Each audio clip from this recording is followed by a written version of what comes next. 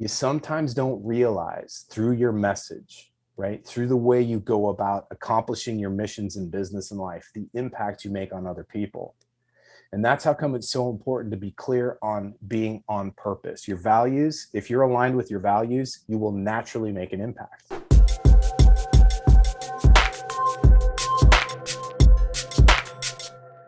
All right, I'm here with the one and only JT DeBolt. JT, thanks so much for being here, man. Thanks for having me, brother. It's great to be here. Oh man, this is a great full circle moment. You were my original business coach and mentor. You're the man, dude. I'm just so excited for this, man. We're gonna fly high, fly fast, and fly far today, bro. Nice. Yeah, I'm looking forward to it, man. This has been a really big moment, even for me, just to it's a big honor for you to invite me here. So I'm looking forward to it, man. Hey, right on, man. JT, you're a leadership and mission accomplishment strategist. You're a momentum shifter. You're an author, a speaker, and a former naval aviator. Your IG is at JT DeBolt. And once again, JT, thanks so much for being here. I really appreciate it. Thank you, brother. Appreciate it. Let's jump right into it, man. What does inspired living mean to you? It's interesting. When I think of this, the best way, I guess, the most succinct way I can kind of explain that is through a story. There was a point in my life when I basically knew right from the beginning what I wanted in life, which was it's kind of rare, I think, especially the more people I've had the privilege to work with. They will sometimes struggle with this concept of purpose. Like what's my life purpose? And I think that can be such a big, kind of like a heady subject to address. And a lot of times we feel overwhelmed by that. And for me, for whatever reason, I just kind of knew it right off the bat. I knew I wanted to fly airplanes in the Navy. I wanted to go off and do cool stuff like that. So I kind of just followed that.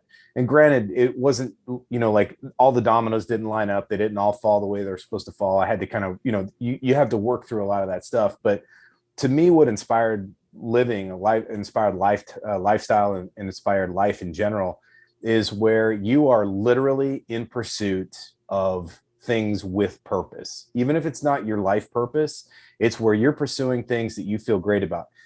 And I want to be clear on this. I'm not talking about following your bliss, right? Or following your passion, because that can sometimes, I think, can actually spiral people into, a little bit of a stuck state, if you will. But I think we can all do things. If you find that passion, you can find it. And in fact, in some cases, what I like to say is don't follow your passion, don't follow your bliss, let your passion or your bliss follow you. So when you're showing up to stuff, and you're like, man, I really want to, you may say to yourself, I don't know what I want, but I know I don't want this. Believe it or not, it's like one of the first steps of the awakening. The second part, though, is you start asking yourself, cool, well, if you don't want this, what's the opposite of that? And you come up with kind of almost like the polar opposite. And you might say to yourself, well, that's not quite it either. And you start to kind of walk your way into somewhere where you kind of find your center. And that's what, to me, kind of being inspired, it means, having that fire in your belly doesn't necessarily mean you're always happy, right? Doesn't always mean that everything's going your way. And that's the whole concept behind that, don't follow your passion, don't follow your bliss necessarily. You might. For me, I was fired up, dude. Like I knew I wanted to fly airplanes. And when I finally did achieve that, it was like a big deal. But living an inspired life means knowing that you can and will make an impact. And it's our responsibility to do that and to feel great about who you are as a person and what your contributions can be, no matter how big nor how small. That to me is kind of what it means to live an inspired life. See, this is why I wanted you on, man, because that's awesome. And, it's like I said before, it's a full circle moment for me because you really helped me with that idea. But before I even had the idea of inspired living or whatever that means, you helped me to identify what I didn't want. Right. And for me, I didn't want to work for someone else. I wanted to work for myself. I wanted to create my own version of an inspired life, man. And so that kind of leads me into my next thing, which is champion mindset. Because like I said before, I was listening to you every day for a while. I would wake up in the morning, I would listen to your stuff on YouTube, and you just really helped me with creating my own champion mindset. So I was hoping you could kind of get into that. Like, what is champion mindset and how does that relate back to the idea of inspired living? Yeah, it's funny. I literally first got this concept through my ridiculous diehard avid love of the Seattle Seahawks. And they had some really great years and have had for a while. And I think part of it is through inspired leadership, which is a whole different topic. But one thing that I noticed about when they really shifted, because like I said, I've been a fan since they came into the league way back in the day. And, they weren't always very good. And to see the behavior and the belief system and literally the way they show up and the way that they prepare, the way they execute and the way they debrief afterwards to kind of learn from the game, learn from the practice was truly a really great personification of a championship mindset. And I think one thing that came to mind real clear for me was the belief that why not me? Why not me? Right. Because here's the deal, man. We can all have this in our life where we're like, I'd love to, like for you, I'd love to have my own business. I don't want to work for somebody else. Right. You didn't say, well, I do that, but why me? I can't do that. That's different. That to me is kind of that defeatist mindset. A champion mindset's like, dude, may as well be me, bro. Like, how come I can't be me? I can do this. And even if you don't have the pieces in place, even if you don't have the knowledge or the skills yet, it's that attitude that you can win, the attitude that you have, kind of a right to the throne, not from a place of deservability, not from a place of entitlement, mind you, but from a place of I'm willing to work my ass off. I'm willing to do whatever it takes. I will eat a hole through the wall if I need to get there. You know what I mean? Yeah. And that's the kind of thing, brother. I really truly believe this about all of us. We have the capacity if we choose to. And what you'll notice is the true champions of life, whether it be in sports, business, art, doesn't matter what it is. The best bands, musicians you've ever heard, the best artists you've ever seen, whether it's a sculptor or a painter or a dancer, best actor. It doesn't matter what the medium is, what the industry is. The people that rise to the top are the people that truly believe that they were meant for that. So they have that why not me attitude, and they just go full force. They lean into the wind and they make it happen. And granted, there's a lot more to it. There's a formula to this, but my point to it is, you asked a question about the championship mindset. It is absolutely not. It's more than just a belief system. It's a way of behaving. It's a way of showing up to it. Like every single day is a championship opportunity. That's what I learned from the Seahawks. Michael Gervais, you've had Dr. Gervais on here before. Yeah. And just that belief, like, dude, every day is, that competition day, man. I'm going to compete against myself. I'm going to see if I can do it better today than I did it yesterday. And I truly believe that, you got to have that in life. And when you do, magic's, I don't even like the word magic because it's just not. It's not magic at all. It actually is very intentional. Right. The more intentional you are, the more focused you are, dude. That's where the really cool stuff happens. Yes, man. Yes. And I want to stay on this for a little bit because going back to that time when I was like really transitioning from like the old me to the new me, like the boss, the leader, the inspired leader version of myself. I was working on my mindset every day, and you definitely were a part of that. But I feel like it's a muscle that you have to train, and you have to condition just like any other muscle. You have to be like, yeah, I'm a champion, like, and not just a champion, like a winner, like in sports, like a champion of life. I think you started your book. You said like right now the world needs more champions. Right. I mean, I just love that because it's like, yeah, like the world does need that. The world does need this champion mindset in people. So I'm hoping you could just expand a little bit because specifically on Shaun White, because I heard this YouTube video that you were talking about Shaun White and how he kind of struggled in the Olympics, but then he came back and won the gold medal. And that's kind of a perfect example of champion mindset. He's obviously a amazing champion, right? But just taking that example of champion mindset, how he was able to bounce back, and win gold. And if you could relate that back to anyone listening to this who might not be a Olympic champion, but could still have that same mindset. Yeah. And it's funny you say that because you don't have to even be an athlete. You don't have to be in sports. I'm thrilled that you said that because it's true. The championship mindset, if you think about just even, what the word itself means to be a champion, it doesn't necessarily, directly relate to sports or, competitive sports, at least. Right. It has everything to do with how you show up to life. And Shaun specifically, I love that guy, man. I'm at a loss for which Olympics that was, but he had a really rough go. He came in as a heavy favorite, I might add. He trained, his training regimen was just ridiculous, to the point where they actually built him a private half pipe deep, I think in the mountains of Colorado somewhere, so private they had to helo him in and out of it. So there was a ton of resources put into his preparation, but then his absolute approach to it was, I'm here to win this whole thing. Sean, like all of us, the thing we can learn from him that he performed and role played beautifully, or role modeled beautifully for us, was this belief that it is mine to have, but I'm gonna have to work my ass off for it. And it doesn't always mean that means everything is hard, laborious, difficult. And that's not necessarily what I'm saying, but what I'm saying is I'm willing to do whatever it takes, and I'm willing to do all of it.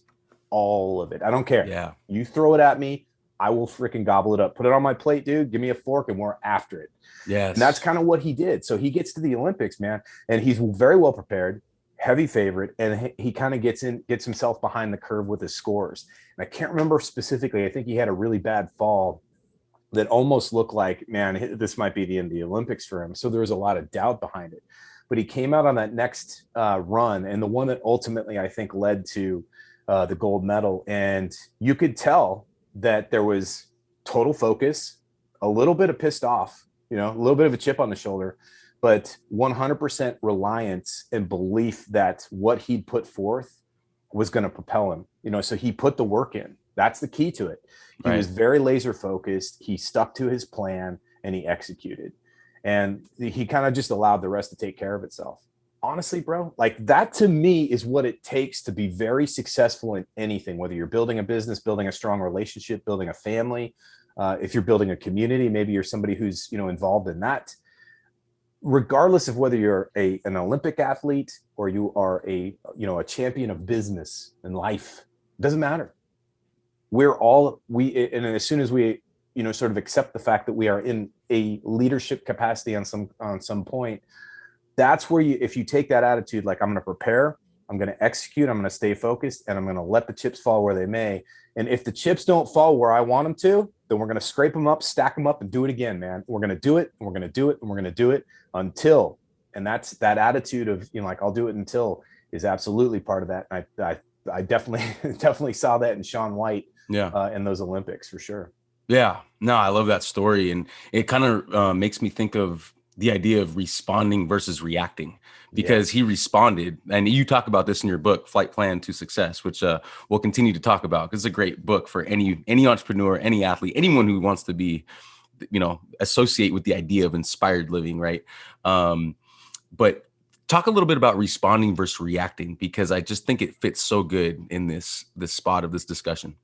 Well, they both will work. One is more effective. So, and I'll say this, reaction is much more kind of emotional, whereas response is much more logical. It causes us to have to kind of think through what we're going to do. And I'll give you a great example. Like Imagine this. Imagine you and I are hanging out and we go out to dinner and it's kind of a dark night, but we're going to have dinner. We're walking home, we're walking back, or maybe we're going to go grab a drink afterwards. And we walk past this dark, abandoned house, and there's lightning and thunder, the typical setup for a great horror movie.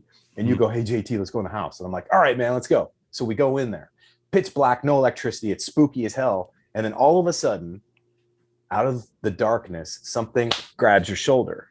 Now, in that moment, unlikely, you're going to go, interesting. There's pressure on my shoulder. It feels like a hand. It's kind of cold. Like that would be a reaction or a response. You would think through all those things. Hell no, dude. Like if something grabs you in the dark, you're going to jump. That's an appropriate response. That's what I mean by both of them have their place. A response to it, though. So a reaction is kind of that knee jerk, what's going on? I'm under attack. It can be fight or flight. It can be fear-based. It doesn't always have to be. In business and life, if we're reactive, that's where we're allowing our emotions to lead us. If we're responsive, it's where we actually have the practice of slowing our physiology down, literally getting our breathing under control and saying to ourselves, okay, now what? What's next? What are we going to do about this? So the reaction is more emotional. The response is more logic-based, and it does require having some skills in place for how to manage our emotions and our physiology. and then also relying on our training, relying on our planning, and then taking the next best step. Here's the thing you got to understand. There is no way on earth in our lives that we can be fully prepared for everything. So there will be an element where we might feel like we have the ability, or, this seems like an appropriate place to be reactive. That's the challenge for a true leader, though, is to say, okay, cool. Can I keep my emotions temporarily under control long enough to come up with the best plan for the next best step? The best that I know how to do, not necessarily the world beating best idea ever.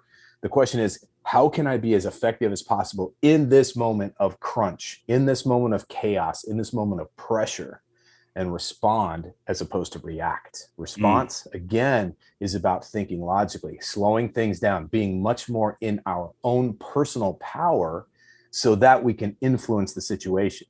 Reaction is about the situation controlling us and us kind of releasing all of our power to it. So big difference. Love that. No, I love that.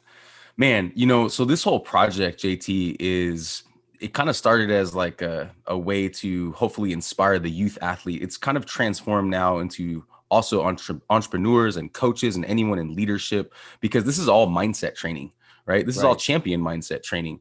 The next thing I wanted to ask you about is kind of the idea of surrounding yourself with high altitude people, as you like to call them, because I think that's a big challenge for a lot of us as people who are on that path of trying to be the best versions of ourselves, whether it's in our sport, in our business, in life. It's tricky. You got to really surround yourself with people that lift you up. I love the way you call it, like high altitude people. Can you just talk a little bit about that and how that really fits into this conversation? For sure. And I got to say, I think you've done a beautiful job of doing that. You know what I mean? Both with what you were doing and have done with youth athletes, but also what you do with entrepreneurs. Because when I talk about a high altitude person and the high altitude life or the high altitude behavior, it harkens back to my career as a naval aviator. And so what we used to say is, like if you're above, it requires a certain, a higher level of skill to fly aircraft at high altitudes. Now, you can go out and get your pilot's license and fly a small aircraft, and you can fly down low, you can fly, go sightseeing and do all those kinds of things. Still takes, a degree of training and discipline to be able to do that. So by no means are we diminishing that. You have to understand that down low, the closer to the ground, there's a lot more stuff, right? There's more telephone poles, there's more buildings, there's more even mountains and terrain that you have to be concerned with. And of course, if you're flying airplanes, there's more air traffic. There's just more stuff. There's more birds. But as you start to climb in altitude, believe it or not, hitting a bird in an airplane will ruin your day. Like it's no small thing. Having done it myself, having that experience, I can attest to that. But the higher in altitude you go, the less there are those encumbrments that slow us down, that weigh us down. We can begin to see further. You get up to a higher altitude. In some cases, depending on your altitude, not only can you see, miles away, you can see across state lines or maybe even the borders of countries, depending on where you're at. The higher in altitude you go, the fewer, there's less turbulence. Not always, but sometimes. But more importantly is it requires a higher quality person, a higher elevated skill level in order to be certified to fly above a certain altitude. So there's a lot of the kind of technical side to that. But what it really represents, the metaphorical side to this, is that it causes you to elevate your game. Right. It's more of an investment in fuel to get up to a higher altitude, right? So it causes you, just like you've done, to invest in yourself, to grow your skills, to grow your mindset, to grow your ability, to create impact, like what you've done with your podcast and through your program. And what's interesting about this is, just like you being a high altitude person, you start to attract other higher level people. High altitude people naturally want to fly formation with high altitude people at that higher altitude. They don't want to be goofing around down here where they're constantly looking over their shoulder. Am I worried about hitting a mountain? Am I worried about hitting another airplane? Am I worried about hitting a bird? Those are metaphors. But think about how many times in our lives we do that, where we get weighed down by the stuff that absolutely does not help us move forward with our mission. The crap that totally encumbers us from being able to get the results that we're after. You work harder down low. The air's thicker, which means the fuel, you burn more fuel down low. There's a lot of things to this, but as it applies to business and life, hell yeah, man. The more time we spend down here screwing around with the BS and allowing ourselves to get kind of like clobbered with, the drama and other people's agendas and all this other kind of crap. We don't have time for that as leaders. You want to get yourself up at that higher altitude so that you can see the big picture, so you can be more of an asset, more of a contributor to society, but more importantly, so that you can achieve what you actually want to achieve in your business and in your life. Yeah. Yes. Amen to that, man. I think when someone's starting out on the entrepreneur path or the champion mindset path, I think that can be a challenge. But I think it's conversations like this, and it's surrounding yourself with people like you, which I've done, and I think that really helps. It really helps to condition your mind to say, hey, you know what? I want to be a high altitude person, so I got to find other high altitude people to surround myself with. Yeah. And I just think it's a key part of this picture here. Let's talk about the idea of being on mission versus having goals. I know you're big on having a mission. You really helped me identify my mission, but go ahead and talk about that. I'd love to. How much time you got? like literally it's almost, a conversation that, well, in fact, it has been a conversation I've covered in, multi-day trainings that I've put on. The biggest thing I can tell you is the most important differentiation that I've come to realize, and the one that I want people to kind of realize for themselves, is goals are nice, but they have a tendency to be very fleeting, and they have a tendency to sort of have an escape clause. You know what I mean? Right. That's the reason I don't personally love traditional goal setting, SMART goals and all that kind of stuff. I found them to be anything but smart. And if you look at the statistics, there's been a lot of study, a lot of research done on traditional goal setting. The failure rate somewhere, depending on the study that you look at, around 92%. Now, here's what's interesting about that. So you go 92%. Let's imagine if there's 100 of us in a room. We all have a very big goal that we want to achieve. That means that literally 8 people in a room of 100 are going to actually achieve their goal. Great. Now let's take a look at those 8. Of those 8, approximately 6 are going to actually have some level of satisfaction to their goal. Meaning they'll hit it and go, hey, that's pretty cool, man. I worked my tail off to get here, and now I got what I had hoped for. That means 6 people out of 100, 6%, are going to hit their goal and actually be happy with it. Everybody else is going to walk away with some sort of parting gift that is not what they wanted. That sucks, man. So what I started to ask the question was, how the hell does a person have a higher probability of success? Meaning, I really want to achieve something, and how do I ensure that I don't fall into that 92 or 94% of people who either hit the goal and are unhappy with it, or hit the goal or miss the goal altogether? The first part is to stop calling it a goal, because it does psychologically give you a way out. You're like, okay, so my goal is to lose 10 pounds. Well, what if you don't? Not the end of the world. Whereas if it becomes a mission, it becomes much more intense. Again, it goes back to reaction versus response. Now we're starting to think about what it is about this particular target that we're shooting for. And again, kind of harkens back to my career as an aviator. We never set the goal to go flying. You know what I mean? Right. Hey, let's go flying someday. Like, that just didn't happen. You got a multi-million dollar piece of equipment. You've got, lives on the line. Potentially, you are literally wanting to execute a mission. And there was nothing but, we had to succeed. Always had to succeed. I'm very grateful because I was fortunate enough to match my takeoffs with my landings. So every time we went to go fly a mission, we came back safe, brought every single person back with us, which was awesome. Not Huge. Everybody can say that. Right. And the reason we have a high probability or a high success rate with our missions was because we approached it from a place of mission accomplishment, not goal setting. So I teach this, but the biggest thing, Aaron, and I got to tell you, I just love that you're bringing this up, is if a person approaches the things that are really important in their life. I'm not talking about, hey, we're going to go to the grocery store, or, we're going to go, run errands, not stuff like that.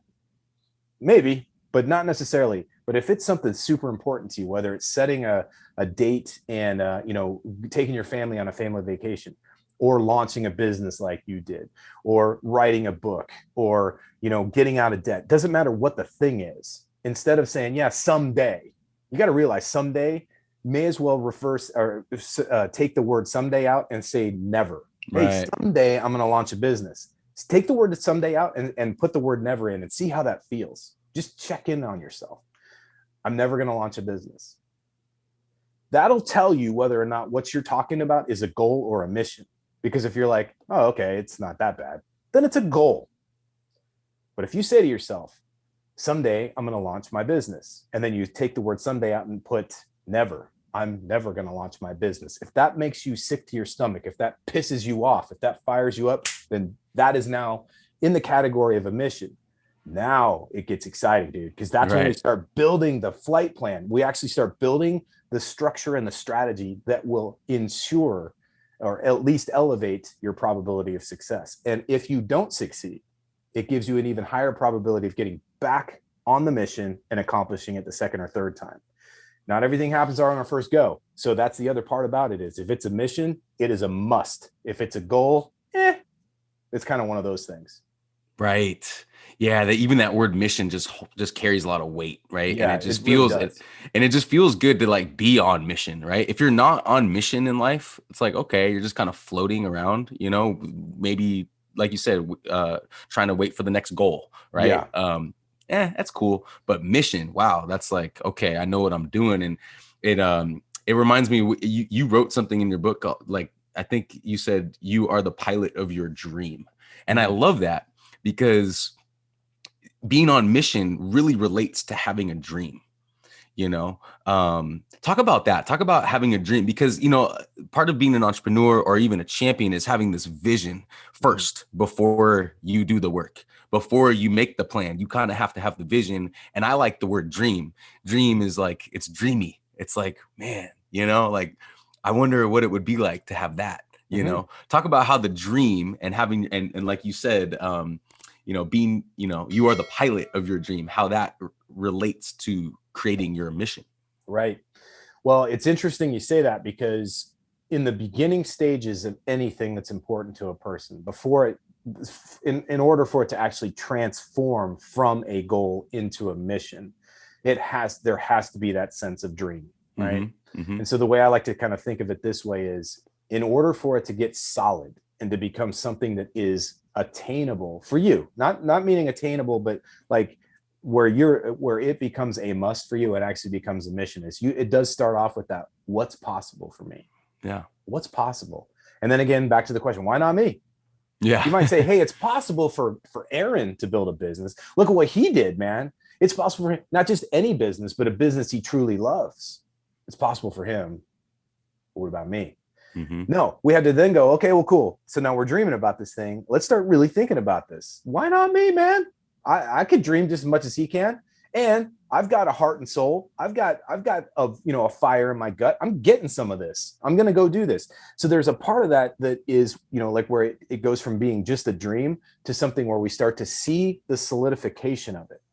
So I have something I call the big four. And I truly think that if every single person believes this and puts it into action, they can achieve quite literally anything they put their mind to. The big four is this: your values, your vision, your mission, and your purpose. Now, let me be clear on this. Values are the things that are centered to your character. You can call them your core values. The things that absolutely are a must, the things that help kind of put the bumpers and the sidelines on how you behave and how you show up as a human being, the things you value, right? Vision is what we're talking about. So sometimes we'll spend a lifetime creating and solidifying our vision, but that vision is that forward-facing idea and picture of what it is we want to achieve, and an understanding of the impact that it makes on the world and other people. Mission is literally the vehicle. So you can sort of sometimes think of vision. People like to use the word why. I'm not really big on that, but the vehicle is the mission. That's how we're going to achieve the why. I like to call it the what, actually, because it's a lot more solid than just the why. So the what you want to have, the mission is the how. It's the vehicle. It's what gets us there.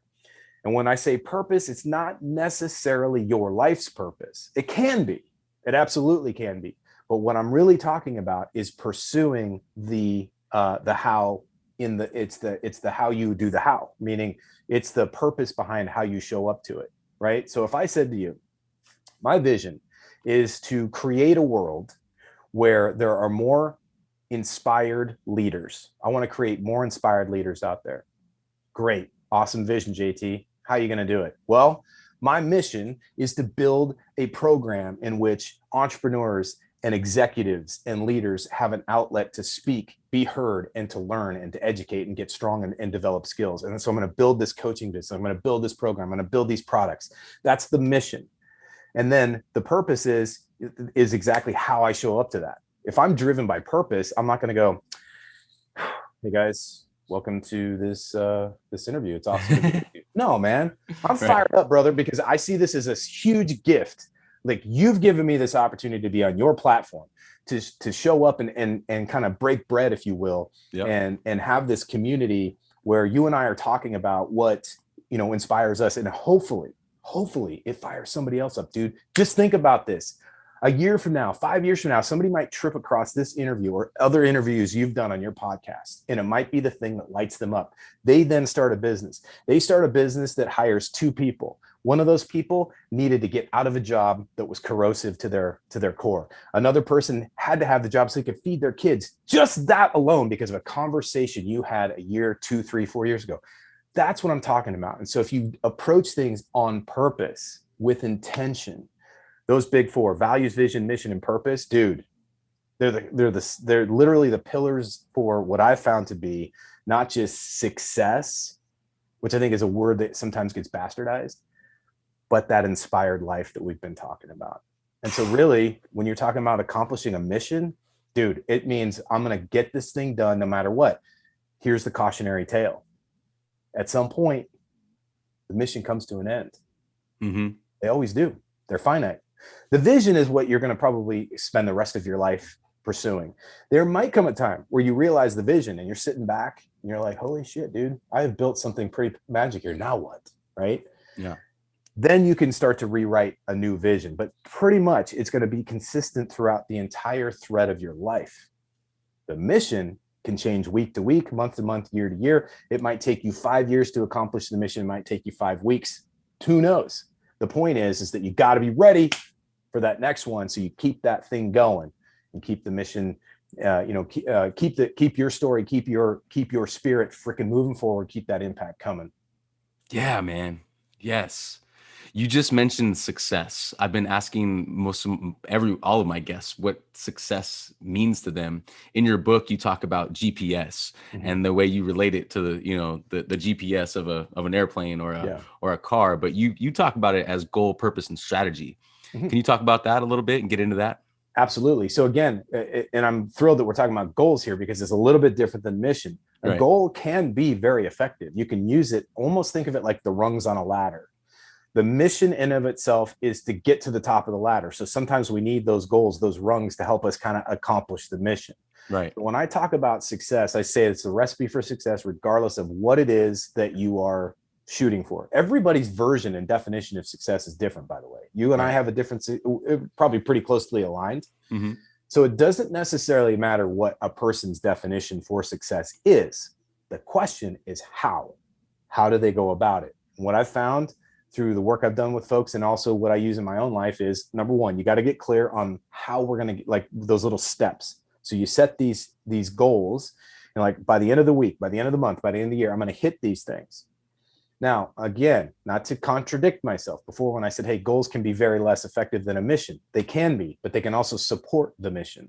So we hit these little goals. They've got to be meaningful, though. They've got to be pertinent. They got to be specific, and they have to tie into the bigger picture. That's how come if you're mission focused, the goals make more sense.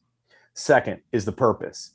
Everything we do has to have purpose. Otherwise, we're kind of going through life. I was just talking about this to one of my clients this morning. She wasn't clear on the purpose for doing a launch. She's getting ready to do a major launch in her business. She wants to do the launch. She wants to make a bunch of money. And I said, that makes total sense. I get it.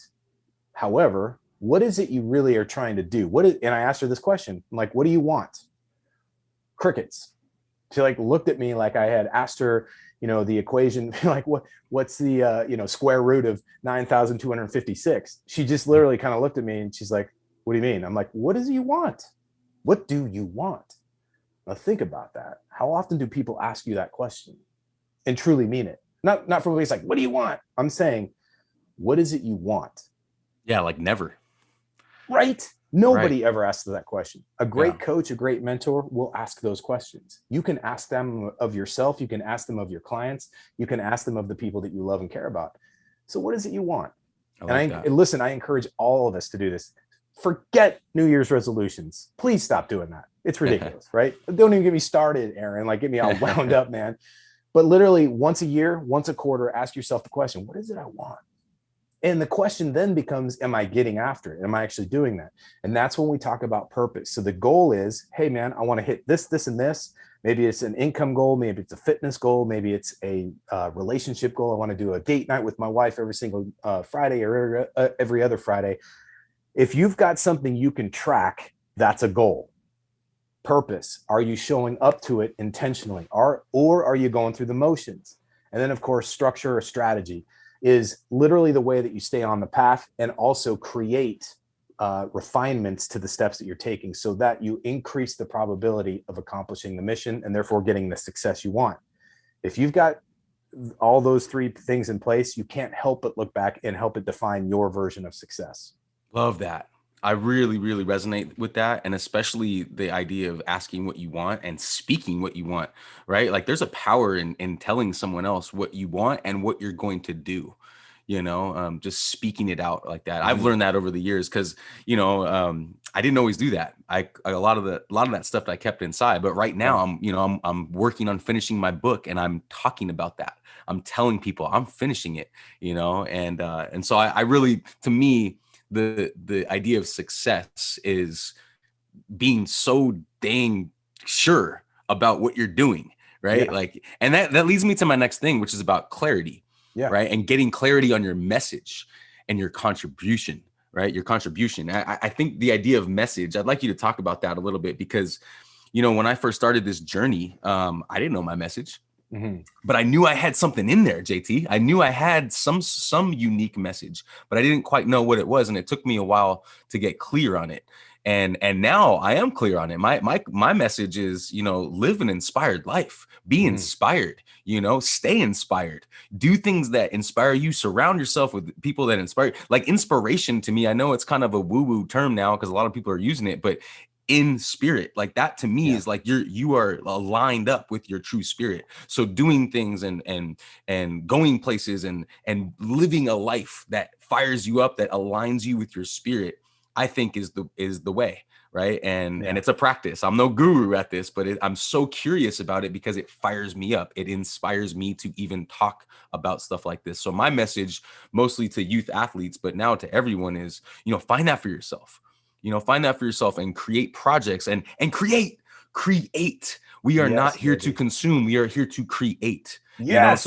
So that is a big part of my message, but it took me a while to get there. I'm still refining it. Talk a little bit about getting that clarity on for anyone listening to this, who's like unsure of their message or even like, what do you mean by message? Right. Yeah. Like talk about that for a second. Dude, first of all, I just have to say, and this was one of the things that in my life I've learned the hard way. I love that you said this about be a creator and not a consumer. I didn't, even though it seems pretty obvious, I didn't really get how important that message actually is, especially nowadays. Like we need more people that are creators and not consumers. And it's okay. Like, hey, listen, every now and then, plop on the couch, do a little Netflix and chill, whatever, right? Or go through the scroll hole on Instagram, Facebook. Yeah, I get it. But listen, you and I both know, especially your audience, built for better than that, built for more than that. Yeah, man, maybe you need to kind of do some research. Hey, I want to see what folks in my industry or my niche are doing, niche, whichever. The point is that there's a part where just like Thanksgiving dinner or Christmas dinner or whatever it is, yeah, you can eat and then you got to stop because you're full. Now it's time to work that thing off. It's time to, get after it. And that's literally, so I just had to take that sidebar because it's so powerful. And I'm thrilled that you said that. It is about being a creator. And if you see yourself, if we all see ourselves as creators, we cannot help but march that much more confidently forward into the world and make a positive impact. Now, listen, the degree of positivity or negativity to that impact is not on us. It's on whoever receives the message, because you will likely make your message, as you were talking about, you'll share that message, and it probably will piss some people off. I know I have pissed off more people than I ever thought I would, just simply by speaking my word and doing it in my style. I drop a lot of 4-letter words. I love the F word. I really, truly do. Try to watch it here. But my point is like, dude, you be you.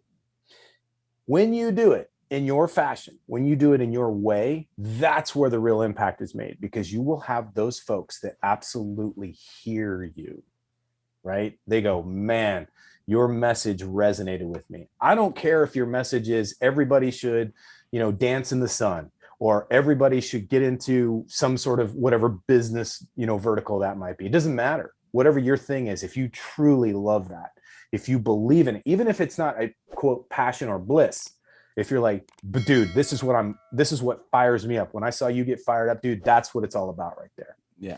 We all have the ability to live a life just like that, but it does require going, okay, number one, what is it I stand for? Number two, what is it I stand against? Meaning, what is I will not tolerate? What is the bullshit in my life that I absolutely will not tolerate? Number three, what am I going to do about it? Those three things is how you actually not just have a message, but you live your message. Right. When I told you guys, when you asked the question about high altitude people, high altitude life, it's not just a cute kind of metaphor from my aviation background. It is the way of operation. I do not hang out with low altitude people. I don't want to talk about drama. I don't want to talk about bullshit. I want to talk about how in the hell are we going to push each other to be the best we can and freaking love it every step, baby. Like, get fired up. And when it sucks, how do we laugh at the suck? How do we embrace the suck and go, let's go? Was that all you got? Come on, man. Like, that's what I'm talking about. So anyway, back to your question. That's where your message really is derived from. And I think, the more, when we were talking about getting clarity on your message, clarity is the opposite of certainty. So many times people want it, and we've been sold this too. Sold the idea that we have to have certainty, because certainty keeps us closed off. It keeps us not open to other suggestions, but it gives us a false sense of safety, a false sense of security, right? So if I'm like, well, I'm certain, Aaron, that the color blue is a really awful color. And you're like, but bro, I love this t-shirt, man. It's even my brand. It's the company that I built. I'm like, yeah, I know, but you know what? Blue is a sign that you can't spell well. And therefore, if you can't spell well, you're not smart, and I don't want to be with you because I'm into high altitude people. Whereas clarity is like, I have to come from a place of curiosity. Hey, I noticed your shirt's blue. What does that mean? Dude, this is my brand. Really? Well, what do you mean it's your brand? It's a brand I built from the ground up, brother. And I built it with passion and focus, and I love what I do. Well, no shit. All of a sudden, there's a new meaning to me. I have become a much more stronger, more capable person as a result of having a conversation with you that was based on curiosity, seeking clarity, as opposed to being closed off and certain that my way is the right way or the only way. Right. So that's where we get clear. Clarity comes from curiosity, and Love curiosity is fueled by questions. So the more questions we ask, the more clear we get, the much more precise we can be with our message, the more precise we can be with our mission, and the more fired up and excited we can be about the life we live. Absolutely. I want to go right into contribution with that, because, you mentioned like the Thanksgiving dinner, and it just put this picture in my head of a potluck. And I tell a lot of the kids that we coach, like, practice is a potluck. You don't come to just take, you come to bring, what are you bringing to the table? I want you to talk about contribution and try to tie that into, business and entrepreneurship and, this idea of message and even inspired living. I know that's a lot, but I know you can do it. And then, and also, I watched this video of you were talking about this story where you were on a mission, and then after the fact, the one of the commanders told you that your contribution is bigger than you can imagine. Could you talk about that a little bit, about that story, and just tie all that together? Yeah, it was interesting. I remember I was probably about halfway through my first deployment, and we were doing our mission was to provide surveillance and reconnaissance for a Navy SEAL team down on the ground. This is over. So we were flying over Afghanistan, And these guys had been belly on the ground in the dirt for days or weeks. I can't remember how long. It had been a long time. Let's just put it that way. And it was towards the end of their deployment. So basically, as soon as they were done with this mission or one close to it, they were able to rotate and go home. I was at a place in my career where I felt very unfulfilled, even though my lifelong pursuit was to be a Navy pilot. And I'd heard from literally everybody in my life, teachers, coaches, friends, family, you'll never be a Navy pilot. I was a terrible student in high school, all through school, really. And so, most people just said, you'll never make it, dude. And it wasn't a goal. It was my mission. I refused to quit. I refused to fail. And I just was like, even when I did fail, and I did a lot of times, when I fell short, I got right back on the saddle. And that's how I was able to get through college, get my degree, graduated #1 in my class in my ROTC program, and was the honor graduate, which is pretty cool, especially considering the caliber of people I was with. Just very, very high caliber people to this day I still love and respect. And then was fortunate enough to get accepted to flight school, went off, and Navy flight school at the time I went through was a very high percentage of failure rate. Like about 80 to 82% of the people that started flight training never completed it. And these are smart people, right? So I'm going through this whole process to finally get my wings. And here's the crazy thing is I wanted to be a fighter pilot. I wanted to fly jets off of carriers. I wanted to be a Blue Angel. It just so happened that the Navy didn't have a bunch of jet slots the week I graduated. So each week they graduate a class of flight training or flight school. My class graduated. There was only 3 jet slots. I was number 5 in my class. So that meant I did not get to fly jets. I ended up flying surveillance and reconnaissance. So the analogy I often give when I speak on stage is fighter jets are like Ferraris, surveillance and reconnaissance like a Winnebago, like a big Winnebago on a road trip with a very dysfunctional family. 12 guys and gals on my crew, different backgrounds, different, ideologies, but we all made it work. And you become like this kind of like Adam's family, like just this dysfunctional family that somehow comes together and makes magic, happen above the skies. So I'm kind of dissatisfied and I'm bummed out because I'm not a fighter guy. We go up, we fly this mission one night, and I can hear over the radios,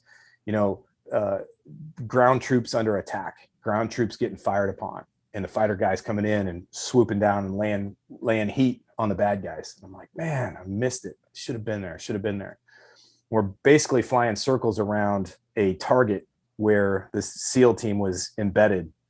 And we had a guy from their SEAL team on board listening in and giving us communication to send back to them. So he was kind of our, the brain of the operation for that night so that he could give them the best intel or the best direction so that they could execute the mission.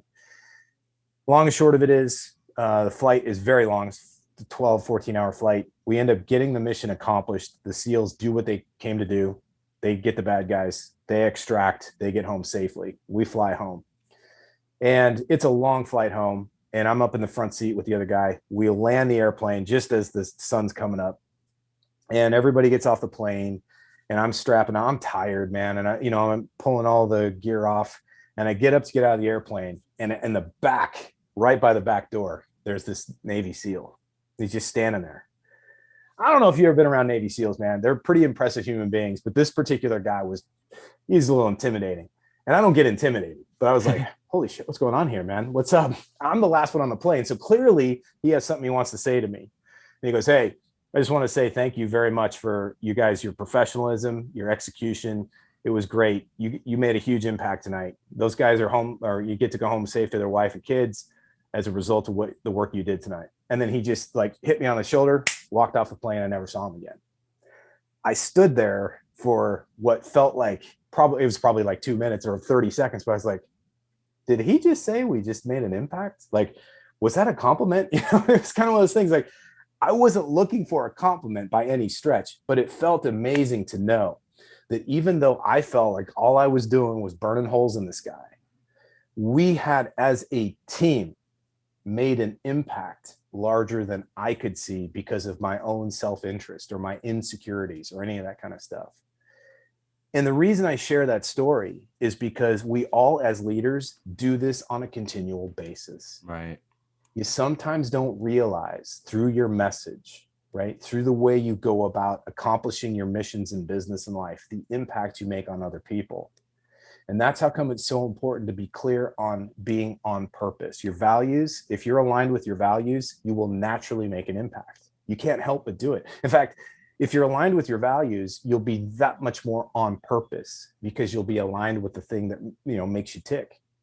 Your vision, if you've got that and you're clear on it and you're true to it and you're loyal to it, you're going to make an impact.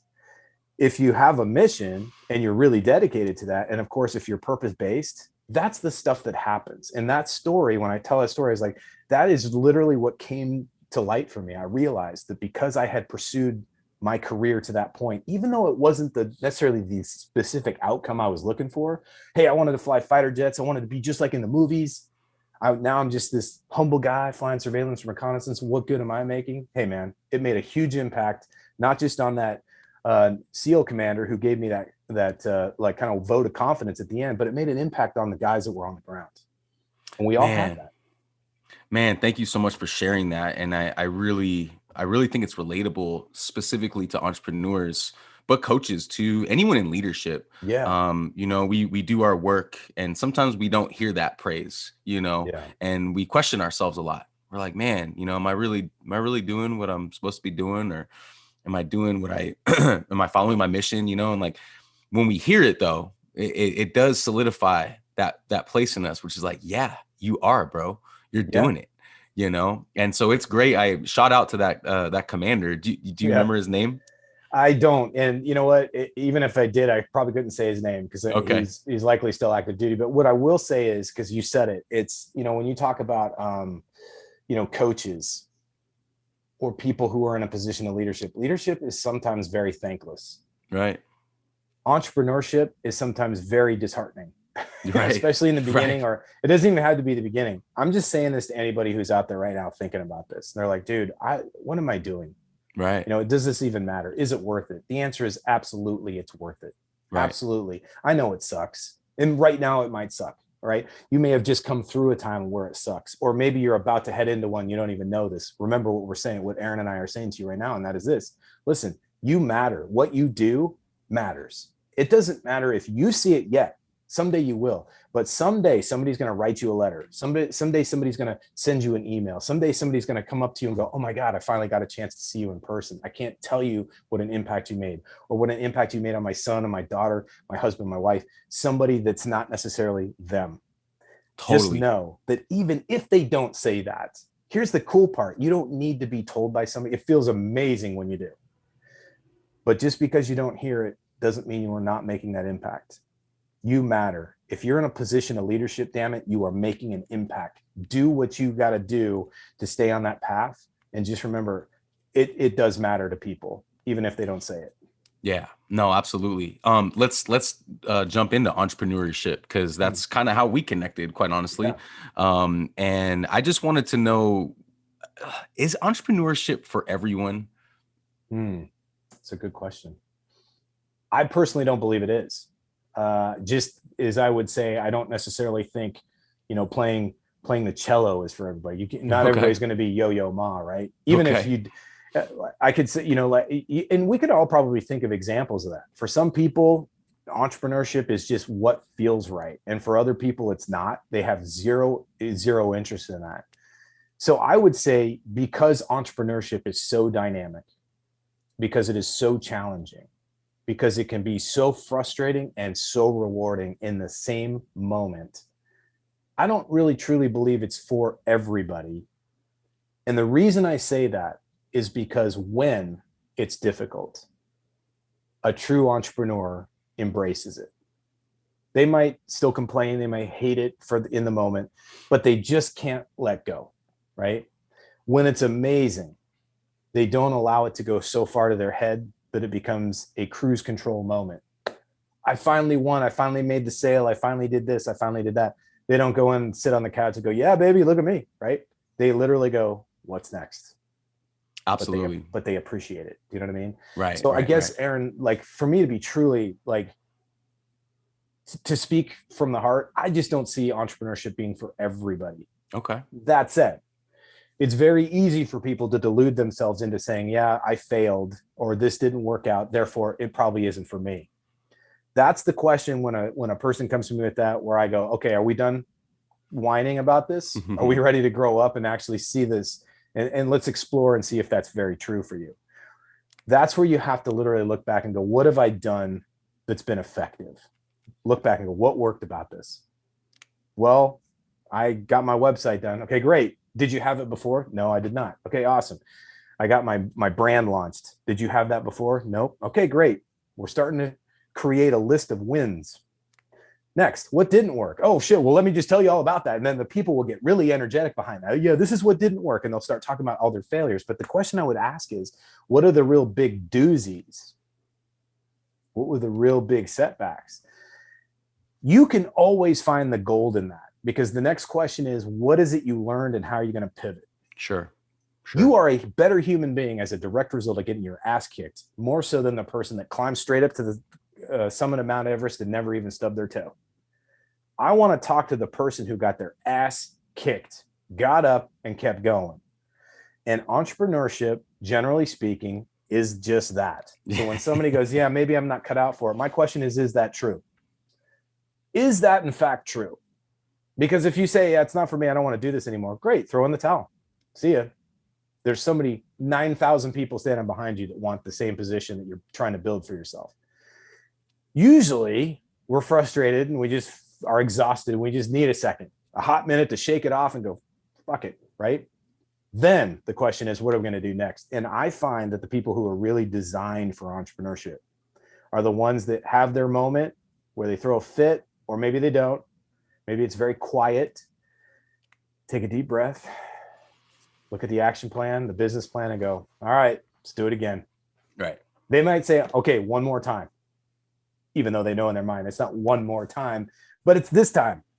Right. So the answer to your question is, I kind of do think it's for only specific people. I truly think that it takes a very, very special human being to be an entrepreneur. I don't care if you're highly successful, multi, whatever, or if you are somebody who's scraping by as a startup. Don't care. If you're out there building something and it's benefiting other people, and you in the entrepreneur space, you're making money at it, and the thing is, hopefully keeping itself alive, it takes a special kind of person to do that. It does. So my response to that is, I tend to agree with most of what you said, but I do think it's possible that if you want it bad enough, if you decide that you're a champion and you decide that you want to have the champion mindset first, I do believe that with these tools and with this training and, with information that like you have in your book, Flight Plan to Success. And if you want it bad enough, I think you could do it. And it leads me to my next thing, which is creating a plan and having that preparedness.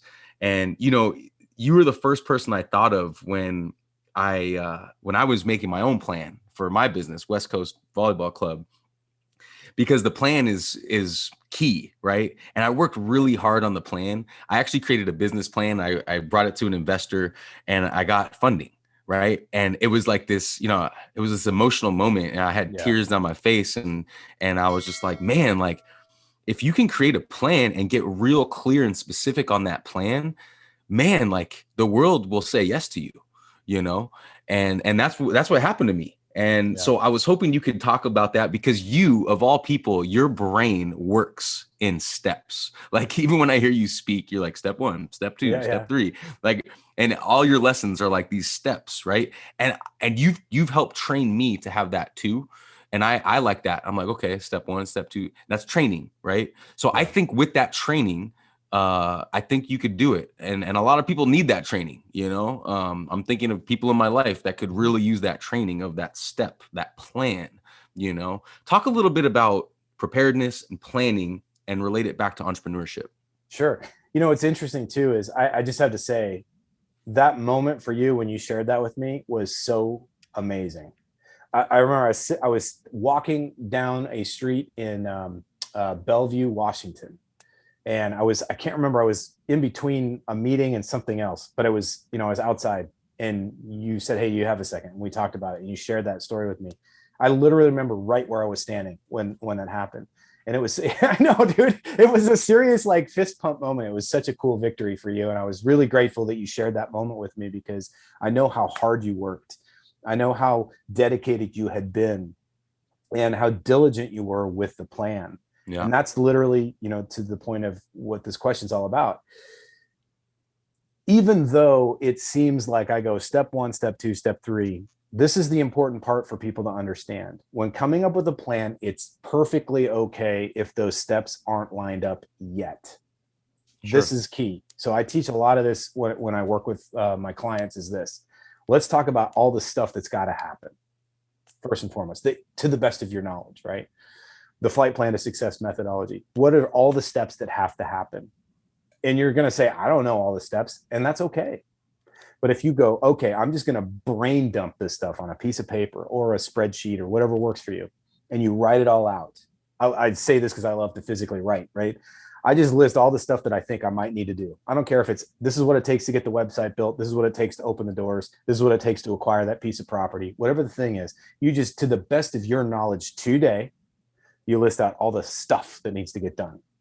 Next, what's all the assets or requirements that are necessary, the physical things. Maybe it's hey, we need a deed, or we need to get an attorney. We need a patent lawyer. I need somebody to, I need a web designer. It could be anything, whatever the thing is. You start thinking about all the different assets and the people that you need in place, the particular roles, not necessarily the human beings. Now, if you have the name in place, that's great. I need a CPA. I know a great CPA. Her name is Sarah. I'm going to reach out to her tomorrow. When you have all those things in place, then you start thinking in terms of, okay, now we can put this in order. What has to happen first? Then, and you might find that step 1 was actually step 4 to begin with. So you flip them. You might find that step 12 now needs to be step 6.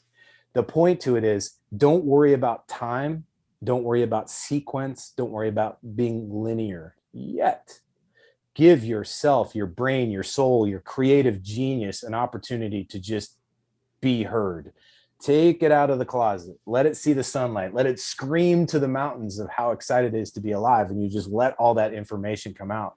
You start sorting it out. Okay, here's what physically has the steps, the actions, right? The things I have to do, the doable stuff. And you'll know the difference between all the other stuff is if I put up a videotape, if I grab my phone and I hit go on the camera, what am I going to record? What's videotapable? That's an action. List all the actions, and then you can start thinking about sequence. So when I go step 1, step 2, step 3, it sounds so great. You're like, oh my God, easy for you to say. Well, yeah, but it takes a crap load of work to get to that point.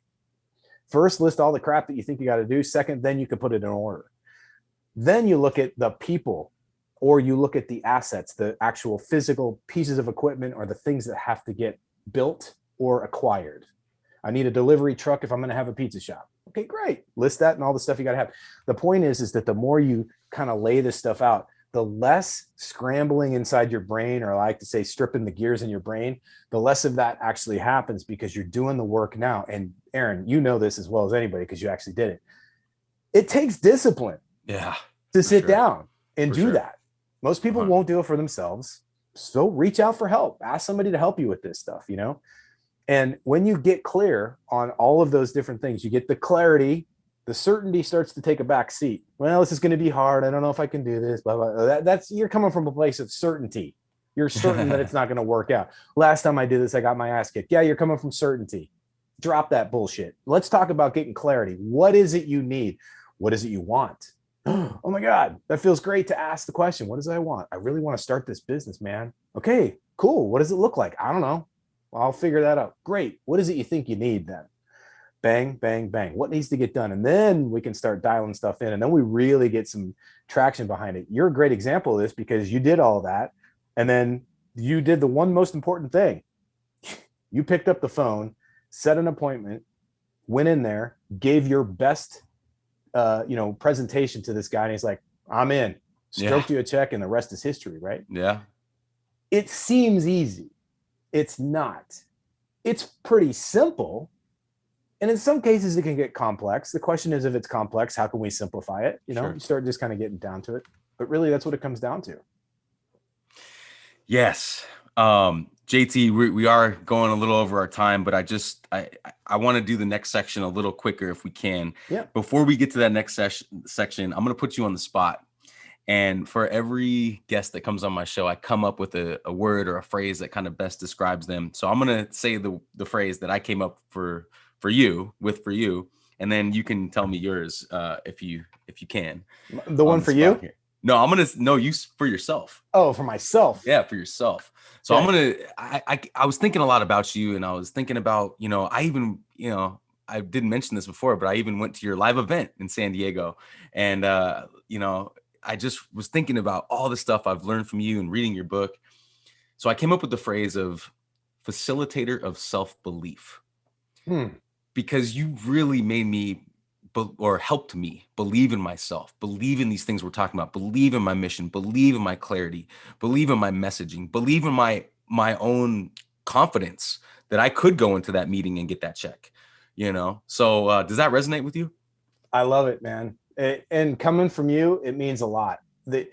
It's funny because that's not what I would necessarily said for myself, but it makes sense. Like I receive and accept that 100%. Thank Cool. you.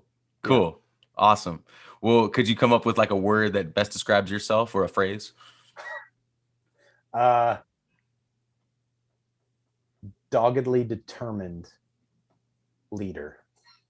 Love That's that. the best, the one that comes to mind, I love that. Absolutely refuse to back down to anything, and absolutely refuse to back down in the spirit of other people, for other people. Yeah. One thing that I hold near and dear to my heart is the identity, if you will, if you want to call it that, I'll own that, of being a provider and a protector, especially for the people that I love, people I work with. Yeah. Now that can sometimes be taken in a weird way, and it's the warrior spirit that's inside of me that calls to that. But it is really truly what I see myself as a leader, is that doggedly determined, like, dude, I will provide and protect as necessary. Not because somebody else can't do it for themselves, but because if they come to me and like, bro, I need your help, I'm going to help provide whatever clarity they need. And if they're like, dude, I can't do this anymore, I'm thinking of bailing, or I've lost you talk about self-belief, self-esteem, whatever it is, I'm going to protect them in that moment. I'm going to defend their dream just long enough for them to get back on their feet. Yeah. So that they can get back on it That's for themselves. Cool. Yeah. That's leadership. That's inspired leadership to me, Yeah. And then even in your IG profile, you say momentum shifter. I love that. So for this next section, I want you to I'm going to kind of go quick. Okay. So whatever comes to mind, just kind of, just rattle it off. Sure. Okay. Sound good? Yep. Let's do it. Momentum. What does that mean to you? It means rapid progress. Sustained rapid progress. Being in the zone. Focused. The game of money. Fun. Self-motivation. Discipline. Motivating or inspiring others. Calling. Fulfillment. Success. Legacy. Can I say more than one word? Yeah. Can it be a phrase? Yeah. The byproduct of living authentically. Let's go. Let's go. Okay. Before we end, JT, give some advice for anyone struggling with anything right now. The struggle is worth it. And the struggle is part of it. It was always meant to be. The fact is that you are uniquely designed, built, and equipped for that struggle. It doesn't feel like it. Like sometimes you're just like, this is way too much. And that's actually part of the process. The struggle wants to show you just how strong you are. You've got to be open enough to lean into that struggle to find it. And also be strong enough to ask for help. Honestly. JT DeBolt. Bro, that was awesome. I feel fulfilled right now. I mean, that was great. I thank you so much. I do want to really promote your book right here. Flight Plan to Success. Anyone listening to this or watching this, go get this book. I'll leave a link to it below. This book has really helped me out.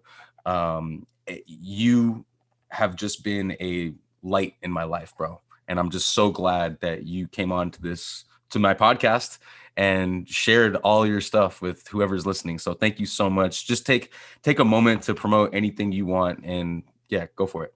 I appreciate that, Aaron. And I appreciate you sharing the book with folks. I think probably the most joy I get is with connecting with people, either on Instagram, like you said, at JT DeBolt. I've got a Facebook page, facebook.com/flywithJT.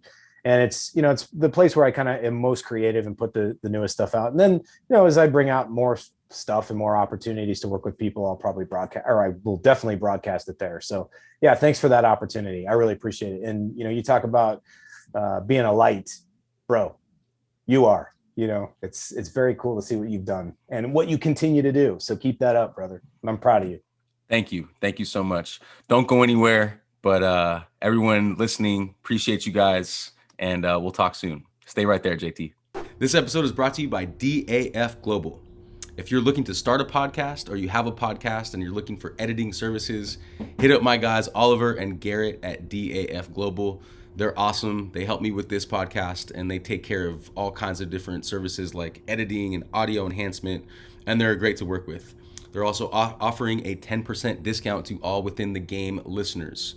So hit my guys up at DAF Global on Instagram, and also on their website, www.dafglobal.co.uk.